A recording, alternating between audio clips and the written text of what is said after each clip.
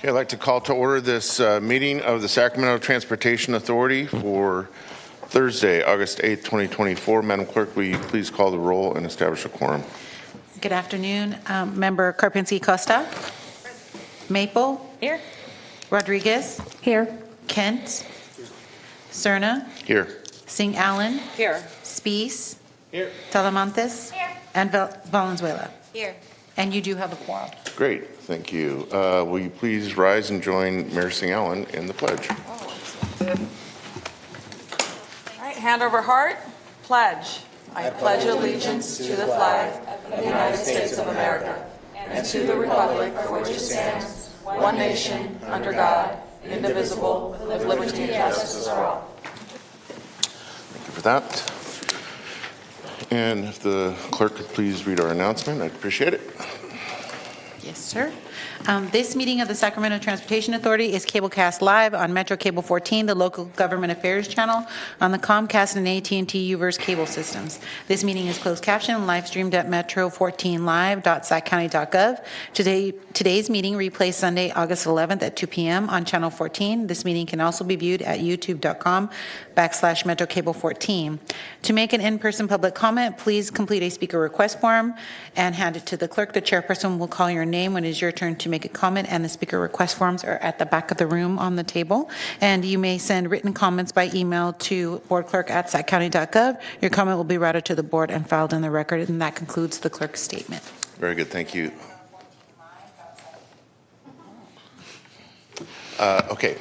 Next on our agenda is the public's opportunity to address the STA board on matters not on the agenda. I'm not in receipt of any speaker slips. Madam Clerk, do we have anyone sign up to speak? I did not receive any requests to speak. Okay, very good. Then we will move on to the Executive Director's report.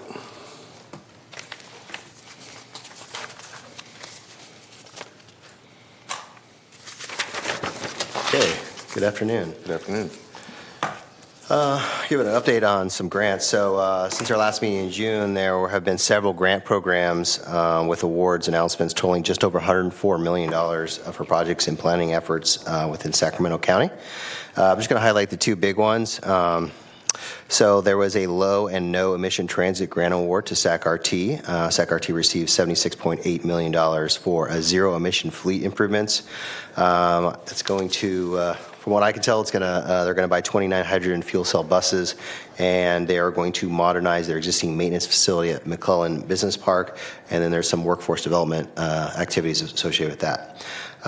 The other grant was to the Capital Southeast Connector for $25 million for the Grant Line Road Safety Project. That comes from a program called RAISE, or Rebuilding American Infrastructure with Sustainability and Equity. With those funds, the connector will be reconstructing an existing two-lane road, correcting a non-standard horizontal curve to address some safety issues, and add a Class 1 path. So those are two big, large awards. In addition to that, there was some planning grants that were awarded to the cities of Elk Grove, Folsom, Sacramento, the County of Sacramento, and Sacramento Regional Transit for transportation planning, which I have in my report, but I won't go into too much detail on that. So a couple of changes also happened after our last June board meeting for statewide propositions that I wanted to highlight that impact sales tax measures. So staff has been trying to track all these different statewide propositions for the November election. So in June, several changes occurred. One of them is the Taxpayer Protection Act was removed by the California Supreme Court due to the scale of the revisions proposed. This could have increased the voter approval threshold from a simple majority to a 2/3 for Citizens Initiative sales tax measures, but has been removed completely. And then an additional change was ACA 1 was amended by ACA 10, and ACA 1, which is still on the ballot, it could have lowered the voting threshold from 2/3 to 55% for sales tax measures, funding infrastructure and housing, but it changed and it removed that provision. So we are kind of at the status quo right now. So Citizens Initiative still need a simple majority, and like an STA-led sales tax would still need a 2/3 voting threshold. So I just want to be clear on that, because that kind of affects us a little bit. Now, Another interesting thing that's happened is that a sales tax proposal has come forward from the Sacramento Advocates for Rail and Transit. It is very similar to what Steinberg proposed in 2023.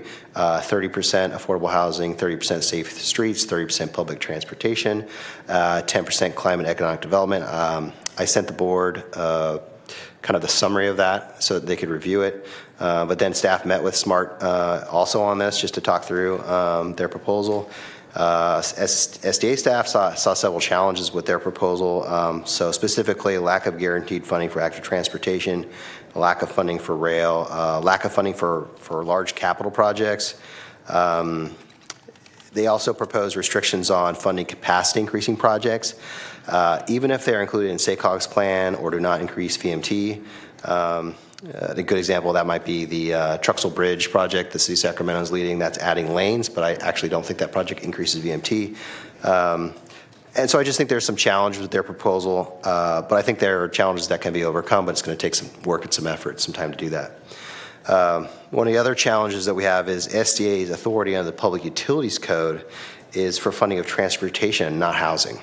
For this particular measure that was proposed, SDA does not have the authority would not have the authority to manage that. All right, it's not under a Public Utilities Code, unless there was some sort of change in legislation, and that's been discussed before, I think. I just want to flag that. I have reached out to the chair and the vice chair just to have a quick meeting to talk through these items and see if there's any actionable things we can come back to the board in September. And then kind of the last item was SACOG is going through an effort to do the regional prioritization. That was an effort they did right before cap to cap. So they prioritized like 5 projects to go back and advocate for cap to cap. One of those projects I mentioned was awarded, so it's actually been somewhat successful. But they want to update that process and now include the state side. So they're going through that effort. Applications are due in August, end of August, with the prioritization to occur in October. I think that it would be nice if SDA could weigh in on that prioritization. It's very important that at there's alignment at a regional, countywide, and agency level. And so if it's just the agency submitting directly to SACOG and there's no input at this level, I just want to make sure we're all in alignment, because when we're all in alignment, we can all advocate for projects to get grant funding, and we can be much more effective in doing that. So I'm talking to SACOG about trying to see if maybe we can do a countywide prioritization potentially in September. Last time, as staff went ahead and tried to get all the public works directors and the SAC-RT staff and everybody together, try to agree on 5 projects, and we were able to do that. But I'd like to elevate that sort of decision-making to the board whenever possible, since I think time will allow that. And with that, those are my comments. Thank you. Thanks, Mr. Busey. Madam Clerk, are we in receipt of any speaker slips on the Executive Director's report? No, sir, we do not have anyone signed up to speak. Okay, very good. Director Talamantes. Thank you, Chair. So just for clarification, you will be meeting with the different public works directors from every single jurisdiction, or are you making an ask so that we can relay it back to our local agencies? Yeah, so what I've asked SACOG to come present to our professional advisory group, and I think they're presenting in next week, so everybody's going to hear what SACOG's plans are, and I have a meeting tomorrow with SACOG to talk through how SDA can come into that process. So I think they're well informed about what's happening, and that presentation will help even more. That'll occur next week. Okay. Does that help? Yeah, that helps. Thanks. Perfect. Questions, comments from other directors? Seeing none, thank you again. And we will move on to our next item, which is, Madam Clerk?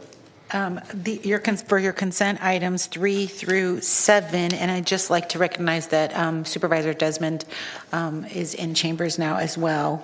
3 through 8. I'm so sorry. Yes, 3 through 8. Yes. Okay, thank you. Any questions from directors on our consent matters? Seeing none and having a motion and a second on the floor. Madam Clerk, do we have anyone signed up to speak on this? We do not. Okay. With that, You could take a voice vote. It's okay, fine. very good. All in favor? Aye. Opposed? Abstained? Motion carries. Thank you. Thank you. Next item, please. Item number 9 is the SB1 Local Partnership Program Project Ranking Process and Call for Projects. He's moved to the center podium. All right. Okay, there we go. There's the presentation. So good afternoon, Vice Chair, board members. So I'm here to present on item 9, which is the SB1 Local Partnership Program Competitive Ranking Process, and then actually do a call for projects after this. So a little bit of background. So the Local Partnership Program was created under Senate Bill 1 in 2017. It provides $200 million annually for both a competitive program, which we're going to talk about in more detail, and a formulaic program. Agencies eligible for those funds are agencies with a tax, like SDA, and then agencies with the imposed fee, like most cities and counties have on developers. A little bit of history. There's been 3 cycles of the local partnership program.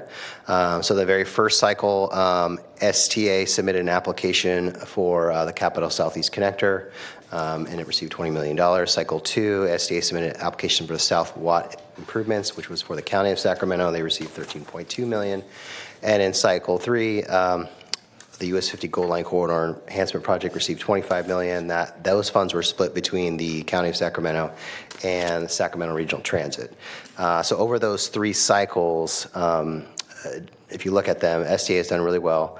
I think this prioritization process actually helps showing that we have priorities within the region. And I also show that voter-approved agencies like STA have received about 84% of the funds in this program. And when I say, I want to go back to this a little bit, but STA submits is the nominating agency. We are not the implementing agency. We just submit the applications, and then the agencies who are actually doing the project receive the funds. So Cycle 4 is this next program. It covers 2 fiscal years. We think there's somewhere between 144 to 188 million available. It's a little bit bigger program than last year. Last cycle, the maximum award is 25 million. It does require a 1-to-1 match, so you have to have a lot of matching funds available.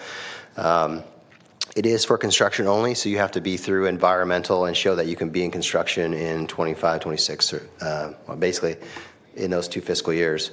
And then applications are due in November. And so STA's role is to prioritize applications. CTC wants to see that prioritization, and they reserve the right to only review our top priority project. And in the example, in the cycle 1 through 3 that I provided earlier, those are all our number 1 projects. We may have submitted more than 1 project, but our number 1 project has been awarded the last 3 cycles. That'd be great to continue. I would love that. So there is quite a few competitive criteria. There's about 10 of them here. You'll see equity explicitly is not in these criteria, but it's embedded under the ones with the star, which is accessibility and community engagement. So we need to find a project that try to hit as many of these as possible. I will say that is challenging, and that's part of why there is a partnership between SAC-RT and the County of Sacramento the last cycle to try to hit all these different criteria. So the nomination process, this is going to be the same process we've used for the last 4 cycles, or last 3 cycles we'll be using on the 4th cycle. So what we'll do is we do go over the process at today's meeting, and then tomorrow we do a call for projects. We will we'll essentially ask any agency who wants to submit a form showing how they're competitive in those 10 criteria, as well as how they provide a regional benefit. Because we were a regional agency. And then in September, we'll give those agencies the opportunity to present a 10-minute presentation. And we'll also get their completed forms. It will be a part of the staff report package. And then we'll allow everyone to process that information. And in October, we'll actually do the prioritization process.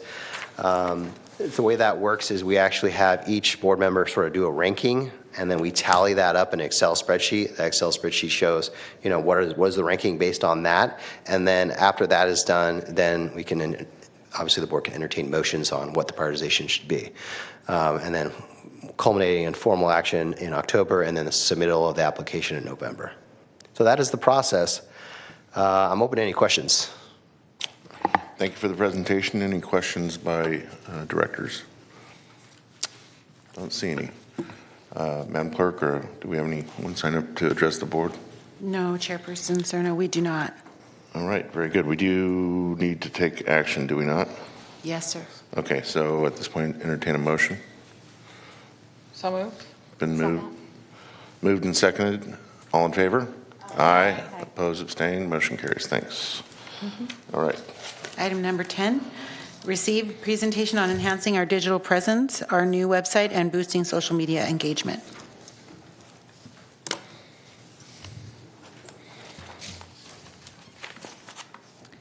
Good afternoon, Vice Chair and members. I'm Jennifer Dahl, the Special Programs Manager for STA. We're going to be discussing increasing the authority's presence and purpose in the Sacramento region, and it's a strong focus for the current staff. One way to do this is by enhancing our digital presence. I will present our efforts on this focus point, specifically our boosted social media engagement so far this year and our new STA website.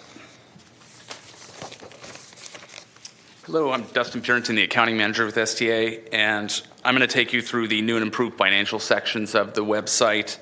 And all the improvements have been made with a goal of improving public transparency and accessibility to the information.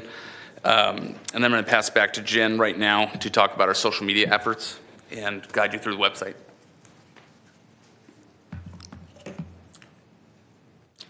Okay, yeah. Boosting our social media engagement, we have social media accounts on Facebook, Instagram, and LinkedIn, and currently we focus on Facebook and Instagram. Instagram is our newest one, and we started that in February. With limited resources, having a marketing intern has been key to facilitating the growth we want on social media. Strategies to building our presence have been consistent weekly posts, actively following partner agencies, also reaching out and connecting with PR and marketing contacts at these agencies for future collaborations. Between January and June of this year, we had 42 posts on Facebook. We have 2,800 followers, and our engagement increased 209%. For Instagram, again, starting in February, we have 30 posts, we have 300 followers, and our engagement has increased 46%. I'm going to show you an example from June 25th of this year, highlighting Measure A funding for the American River Parkway.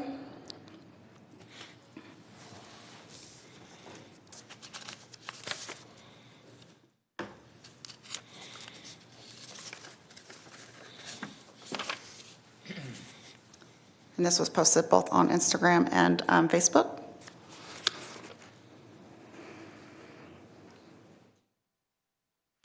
Okay, so now I will take you to the next part of the presentation, is which our new website.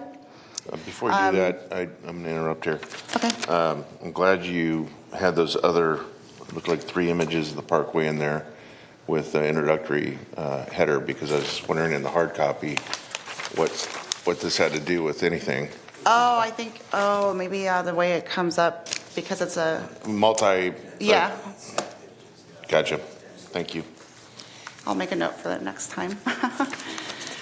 Okay, so for the new website, why we redesigned was to improve user experience, and compliance was a big one. We wanted to be ADA accessible and also have transparent governance requirements covered. We also, the main goal with all this is to increase the authority's presence and purpose in the Sacramento region. The new website was launched in March of this year. And some of the key features is that we have full compliance. It's user-friendly navigation. Specifically, we simplified the menu and the categories within that. And then we also integrated social media, our social media accounts, and then a financial transportation.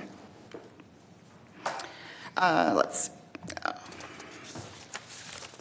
So for accessibility and transparency, as you can see, we have the green check marks, and we also have a page score of 100. So the 100% accessibility score is for the ADA compliancy, and then we meet all the state of California transportation or transparency requirements. Additionally, the website platform that we are using constantly is scanning and making sure that we're in compliance, and it'll let us know if anything that we add to it or post makes us out of compliant. So let's take a tour. Can I, before you say anything? I think images say a lot. Why did we use this particular image of traffic, highway traffic? It's not even in the U.S. It was just more for to transition to getting to the website. Okay. I know that you can pay for stock imagery and whatnot, but if you ever find yourselves without enough images to communicate this is who we are and where we live and how we do business, and this is an agency that is specific to Sacramento County, look me up. I'll go take some photos for you. Yeah. I just want to comment really quickly on this. I mean, we used AI to create this, and that's so all that text in the background is garbled.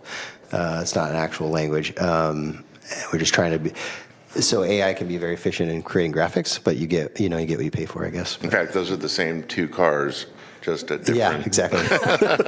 Just FYI, Chair Cerna takes great photos, so take him up on that offer. Remember to pay you. All right, go ahead. So this is the actual website. So for the homepage, it's important, we have important engaging content, which is provided in numerous ways to facilitate ease of access and information location. So for the ease of access and information, so we have the homepage and we have about us, funding, projects, and programs, and our meeting information. But if you scroll down, we additionally have what are called quick links, where they can go directly to our leadership information, our calendar, our contact information. Below that, we have what are called teasers, so highlights all this information is within the website, but this just brings it up on the homepage, what we think is important stuff that's just really accessible to the public. We've also integrated our two main social media campaign situations with Facebook and Instagram. They can directly link or click on one of these and it'll take them to our pages. And then we also have the most current, last three are current board meetings for both iTalk and the STA governing board. And then I wanted to just show you a couple of the things that were new within our menu.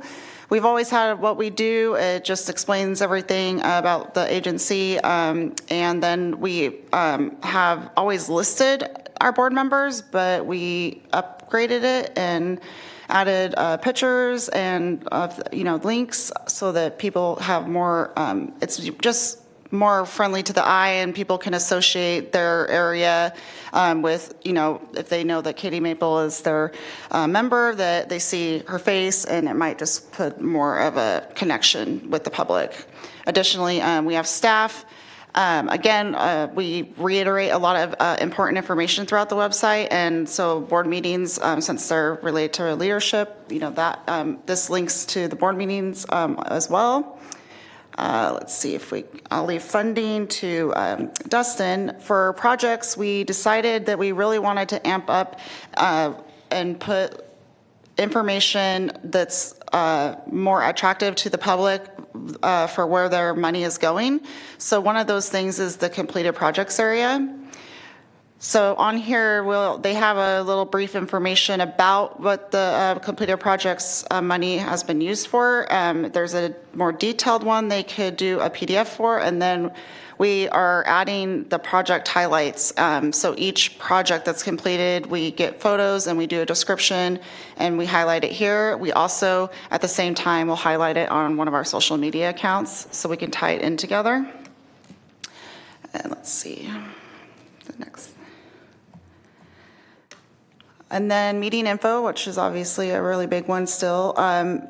We have pretty much the same thing as we had before. We do have the last 5 years board meeting information up here as well. We also now are connected to the county website agenda, so they can click there, they can go within the board meeting link. There's lots of duplication, but it's just so that if they get maybe put into a certain area, they will always be able to get back to lots of different areas by having it in more than one area. We've also combined our website with the Independent Taxpayer Oversight Committee. Instead of having two different websites, everything is combined into one STA website. And then I will let Dustin go over the financial side of things. Thank you, Jen. Okay, so this mouse is a little bit slow. I'll start off with Measure A. So this page right here covers a lot of information about a Measure A. It gives a good summary of what it is, how it's working, what it's doing for the community, and all the relevant documents that are the most up-to-date documents are here and easy to find. And it highlights the taxpayer safeguards and all of the audits that we go through over the course of the year and multiple years. The next section that I'm going to go over is the distributions. This is a Microsoft Power BI that we built out, and that went live earlier this year. It's primarily for the layperson, just so someone can easily see how much money a certain jurisdiction is getting and what programs is it impacting. And it's dynamic and all with the goal of increasing transparency and usability. So as you can see to this legend off to the right, that's all of the higher level programs that STA operates. And the pie chart here summarizes the County of Sacramento because that's what I selected. And everything is dynamic. You can scroll through and choose 1 year if you wanted to, or all the way back to the creation of Measure A or the passage of Measure A. The second tab here, this is more for the jurisdiction accountants, but it has every single payout from every single jurisdiction from the inception of Measure A. And this information is also exportable too, so anyone can pull this information. And it's always up to date. So as we get distributions, I'm updating this and everything is live. So the last of the tabs here, this is more for the bond investors because it just shows the trajectory of our Measure A sales tax over the course of quarters and years. Again, it goes all the way back to 2009 if you want it to. You just have to go through the selections there. So let's see, going to the next section here. We now have an investor relations webpage provided by BondLink. This website went live in February 2024, and the goal of this website is to increase our transparency with investors, banks, and potential third parties that could work with us for our bonding. As you can see, our credit ratings are down here at the bottom. Everything is really easy to find on this website, and banks and investors are used to using this. This platform is really common. The County of Sacramento has this platform, and they've influenced us to jump on board with them. We do have projects that are related to the bonds in here. So these projects are high-level, larger-scale projects that have been completed with bond funding. This is not an all-inclusive list. If it was, it'd be a lot longer. And last section I want to go over here is the documents, because this is where I see a lot of value in having everything in one place.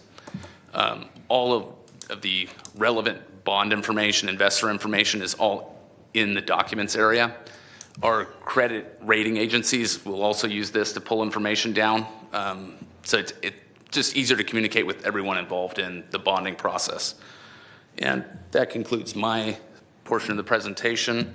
And we encourage you to explore our new websites, and if you have any questions or comments. I do have a question. This is somewhat self-serving, but also interesting technically for me.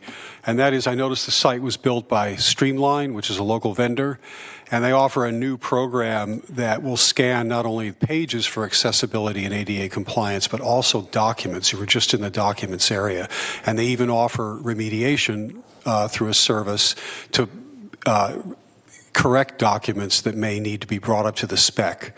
I forget the name of the spec. It's something like CAG. It's WCAG, that kind of spec. Just wondering if you were planning to include that or if you'd looked at that program. I think we need to talk to them about that because that's the first that I've heard of it, and they're really easy to work with. So, you mean I enlightened you about this website? Well, I was going to say Streamline is our website provider, and that accessibility review that Jennifer showed us is actually exactly what you're talking about.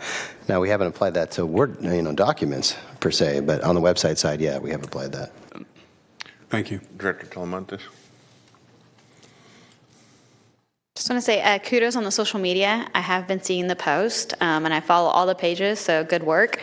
And to you and your intern. And also just thank you so much for the information on Measure A and all the data that we have behind it as we move forward as an agency and any tax measures. Accountability to voters of how we're using their taxpayer dollars is so important. So I'm happy to see this website. Good job. Other questions or comments from directors? We do have a member of the public signed up to speak. Before we get to that gentleman in the back of chambers, however, I want to ask a general question about how close can we, I'm kind of looking at Bill, how close can we get on this website to helping voters understand what happens if reauthorization continues to fail? So in other words, you've given us plenty of information about what Measure A is used for. It's outstanding information, really deserves a lot of, those who put it together deserve a lot of credit. But can we near a threshold where we can begin to use it as almost a springboard for, I'm sure, a threshold moment where things get much more political. But I think it's important to also kind of remind folks any way we can, including through social media, what's at stake if it goes away. Yeah. So I don't know who wants to try and address that. And educate and inform. We can't advocate. And we've, dealt with that kind of hazy line before on some of the past measures. I don't know if we still have materials from the last time we attempted to pass a measure, but we had education, information, flyers, that kind of stuff. So whatever was in that, well, I don't want to say whatever, but that's mostly fair game. If we want, Okay. Yes, we can include that kind of information. So as far as prior measures that may have moved forward but didn't actually go to the ballot, like the 2020, we did have that on our website for a while, but it was getting confusing to the public because they'd see our current measure and then a measure proposed, and so we pulled a lot of that from our website. Oh, sure, and I don't mean the exact flyers or whatever. I just mean kind of that character of information about Measure A. Yeah, I mean, just in my standpoint is that I think we need to build. The public needs to feel like we're being good taxpayers, safeguarding their money and using their funds wisely, right? And the best way to do that is be as transparent as possible about the funding and that it's being used. And so the more outreach and education we can do to show how that existing measure is used, the better it is for our relationship with the public as well as stakeholders. I don't think you get an argument from any of us about that. Yeah. I guess what I'm saying is that is there some value, or do we collectively think there's some value? Maybe the closer we get to what we think is going to be the golden election cycle, where we try something next, that we begin to maybe provide some nuance to the messaging so that the citizenry, voters understand what's at stake if we don't continue to invest the way we have through an extended measure. I mean, my opinion just on this is that the best thing we can do is talk about what we're already doing, right? And then when we get to something where there's something tangible and that we want to talk about, we can definitely educate them on what it would mean, what the delta is. I mean, in June when we presented on the sort of our county-wide pavement analysis, we definitely demonstrated the need for additional money for that, right?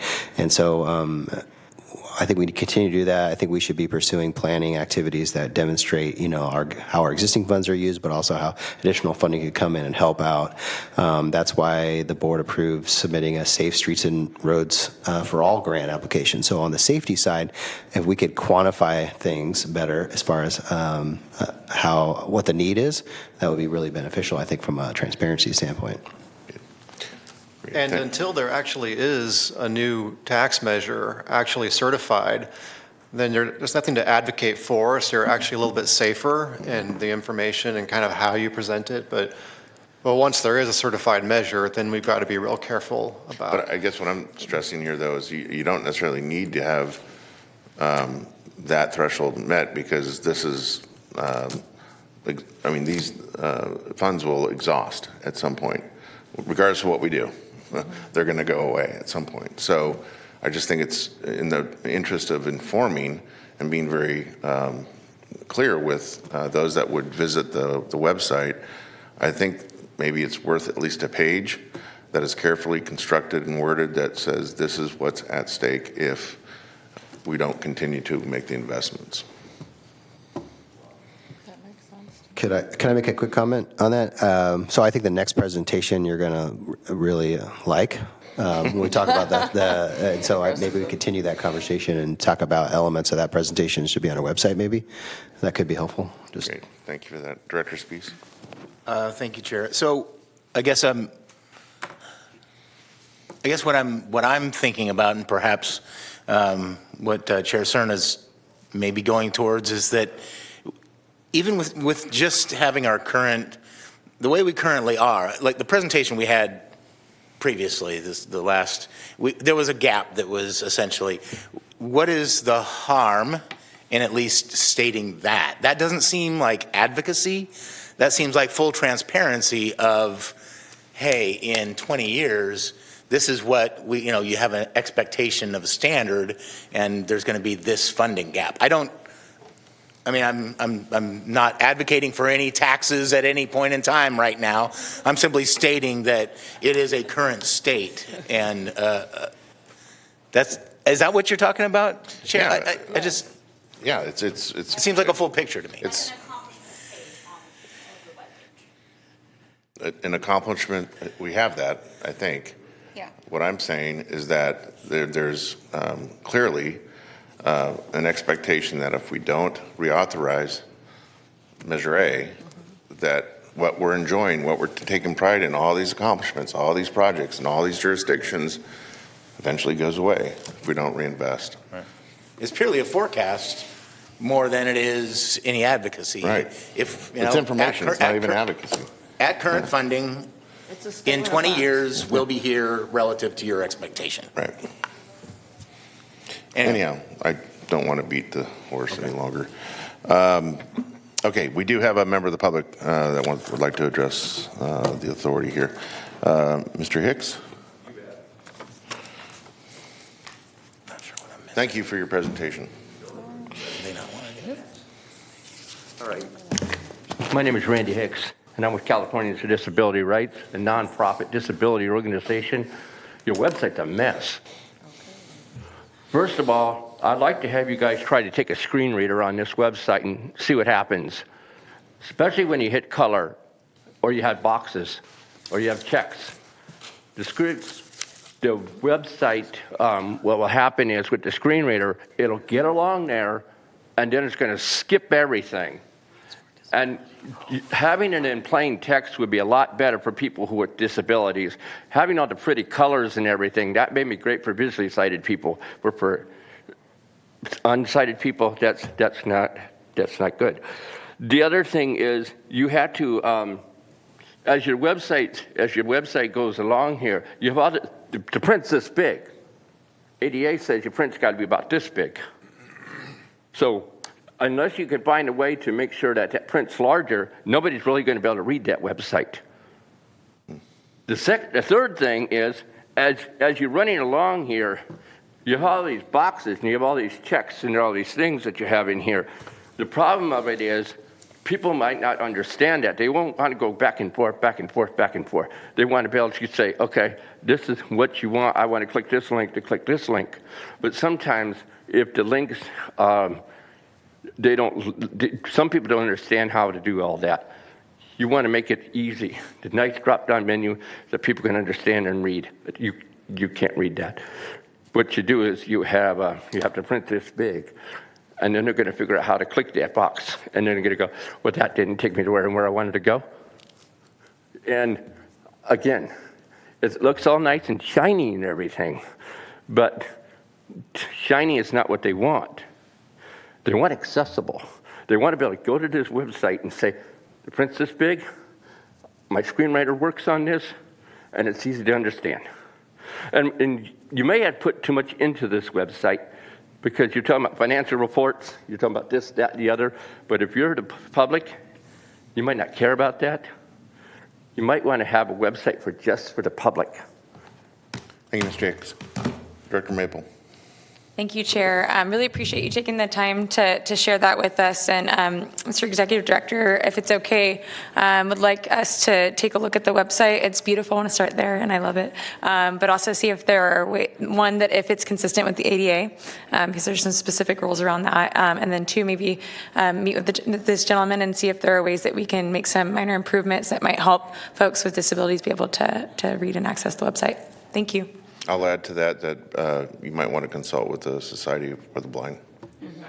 Or you might want to consult the Disability Advisory Commission, because Not too much. If you're going to continue, come back to the microphone, please. Thanks. We need you on record Disability Advisory here. Commission, but not representing the commission now. We're looking at all the websites. We're looking at all the websites for compliance, whatever county website there is. And so, yeah, you might want to contact Ms. Bennett at the DCO, the Disability Compliance Office, and they're doing an overall view of every county website to make sure that they're compliant. And there you go. Okay? Very good. Thank you. That's why I'll give you my card. Thank you. Appreciate your pointing that out. It's important. Okay. All right. No action on this? This is presentation only, correct? Okay, very good. No other speakers, Madam Clerk? No, sir. Okay, next item, please. Item number 11 is to receive presentation on Measure A accomplishments over the past 15 years.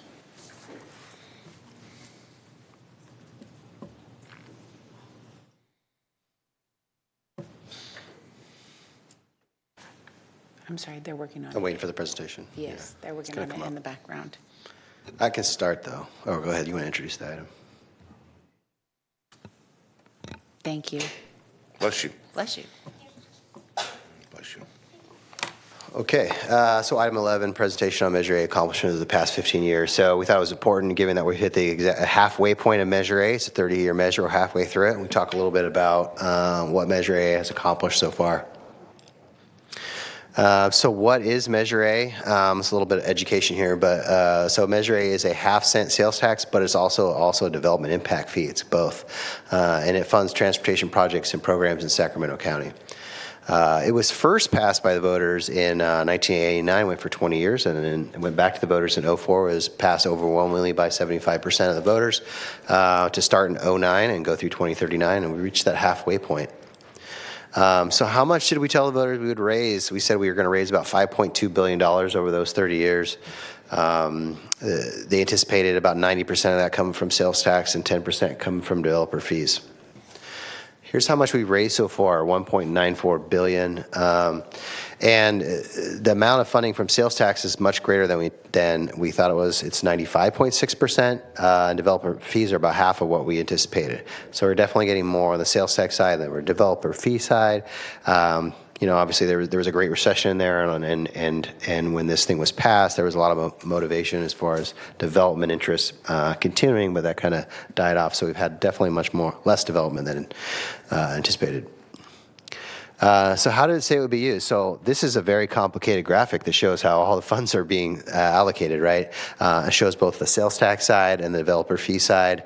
The developer fee side is not as complicated. Instead of going through this in great detail, I'm just going to talk about kind of the various programs that we have and those accomplishments. So if you look at this is one of the first programs that we're going to talk about is city, street, and county road maintenance. And I put this little box at the top right, and it talks about the total percent of total revenue that this program receives, and then the total revenue is received over the last 15 years, so just to give you an idea of these programs. So 29% of the region's pavement maintenance program funding comes from this Measure A program. That was in the report that we did in June. And then it funds a variety of maintenance activities. And then this is a nice presentation of someone fixing a pothole. It looks like they found a trainee to help out. I don't know who this guy is in the yellow vest. That really happened. That happened. Take a close look, everybody. That's That AI. photo. That's not AI. Okay, that's actually Director Desmond. That's not it. That's Director Desmond. Yeah. It looks like it was in Europe. Sorry. All right. Let's go to the next one. So traffic control and safety. I thought it was a groundbreaking. Yeah. The ground is already broken. That was good. So traffic control and safety, it's a really small, I want to talk about, it's a really small component of Measure A, right? It's about 5.2 million. It goes to the counties and cities on an ongoing basis, but it is very highly leveraged by the cities and counties. They are able to use this Measure A funding as match for grants under these programs. And so it ends up funding a lot of these traffic safety projects, like Complete Streets projects. So this Old Auburn Complete Streets project is an example. This is a rendering. I think I was told it's in construction. But you can see all the different traffic control and safety elements of that project. Safety, streetscaping, pedestrian, bicycle facilities, long name, but it essentially is all the funding that agencies use for active transportation. So this is the match essentially for all these active transportation grants that everyone is pursuing at the state and regional level. There's about $7.6 million that goes to the counties and the cities, and it's really staff does a really good job leveraging these funds and getting grants. And here's a list of projects, just an example of these are the projects that use Measure A as an example. I picked a couple projects, City of Sacramento, so Del Rio Trail Project used Measure A, and then the I Street deck conversion, that's a rendering of that, also used Measure A. American River Parkway Trail. So you saw that nice social media post about that. Here was the last project they did. They're probably in construction on one now, but this is the last trail maintenance one that is completed in 2023. So in the measure, we committed to $1 million a year. We've had the measure for 15 years, so they received $15 million for this kind of maintenance. And then capital improvement program. So we have a variety of those a variety of projects that are funded out of the capital improvement program. It's about 20% of our sales tax and 85% of our developer fees. And it helps us advance regional priorities with bond funding. And we were able to leverage quite a few grants, $634 million in grants at least for completed projects. So I'll talk about some of these projects. Going down to just talk about interchange and carpool lanes, we've completed 5 interchanges with these funds. So only about $76 million in Measure A, but $325 million total. So there was a lot of grants being used. But Grant Line Road, Sheldon Road, Central Galt Interchange on 99, the Watt Avenue US 50, and then the Cosumnes River Boulevard I-5 interchange. And then bus and carpool lanes, we've got 2 completed, I-80 from I-5 to Cap City Freeway, and then US 50 to Sunrise to Watt. Keep in mind there is a project that was recently completed on I-5 from downtown to Elk Grove, and then we have the one in construction. So we should be adding that I-5 one soon, and then we're closing that out hopefully financially, and then the US 51. Can't wait for that one to be completed. And then this is the local arterial side of the program. So we've completed 12 projects. About $80 million in Measure A. It's gone to $264 million total project costs. These are all in these corridors. And then let's talk about transit CIP projects. So that's another smaller component of the CIP group. So the Blue Line extension, and then we also go to the Sac Valley Station, phase 1 and 2. On Sac Valley Station, they purchased the building, they retrofitted the building, they did track relocation work. It is now a bus and rail hub. And one thing that's interesting about this slide is the amount of Measure A funding that we've provided to the transit CIP projects exceeds the amount of revenue we've actually received. And that has to do with us doing some bonding very early.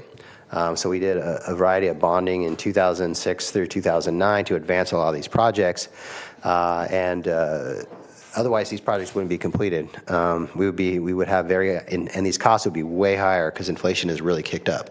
So the nice thing about these big transit projects is we did them early in the program, and we really got a good cost for those. Transit operations. Transit is about 37% of the overall measure. You can kind of see the breakdown. So right now, Measure A provides about 25% of SACRT's operating budget and 21% of Paratransit's operating budget. And then in addition to that, we have $1 million a year going to neighborhood shuttle. So that's $15 million total. That neighborhood shuttle program is funding Smart Ride, the People to Produce by Paratransit, and the Home to Healthcare by Paratransit. And then Smart Growth Incentive Program, it was a very small component of our development impact fees. We did a partnership with SACOG in 2021 and 2023 where Measure A provided the local match for these much larger grants that SACOG awarded. And so we got over $50 million in money in funds for projects across the board.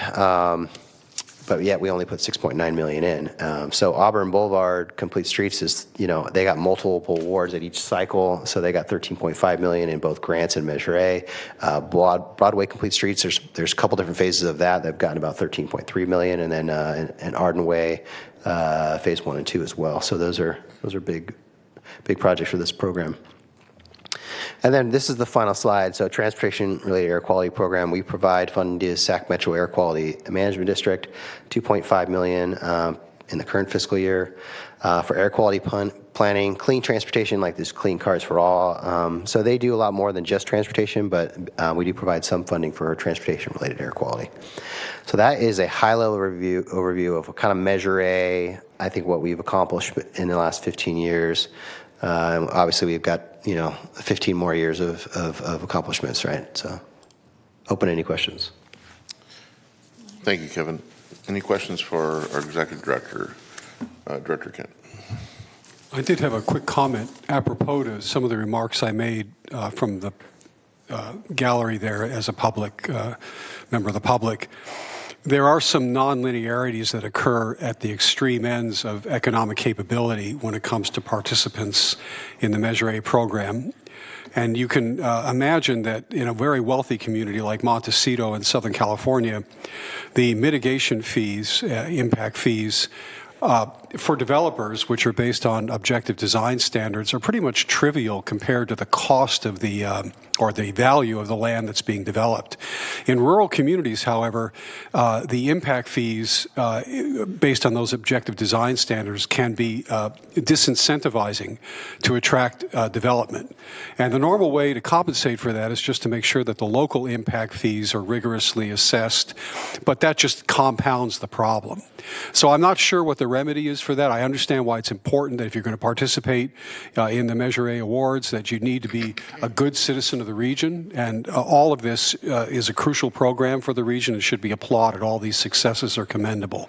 But I'm just pointing out that in extreme cases, some of the assessment metrics and rates don't work for those localities.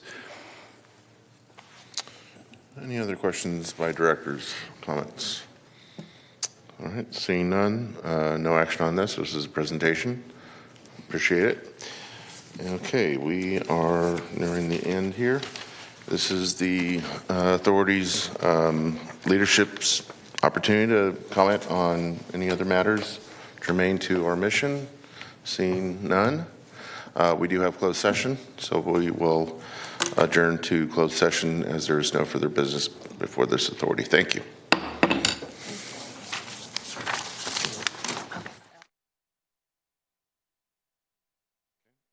Just gaveling back in as chair of the STA Board of Directors, and I want to publicly report that it was unanimously approved to increase our executive directors step 9, from step 8 to step 9. That is his compensation package. And again, thank Mr. Busey for his diligent work as our executive leader. And we are adjourned.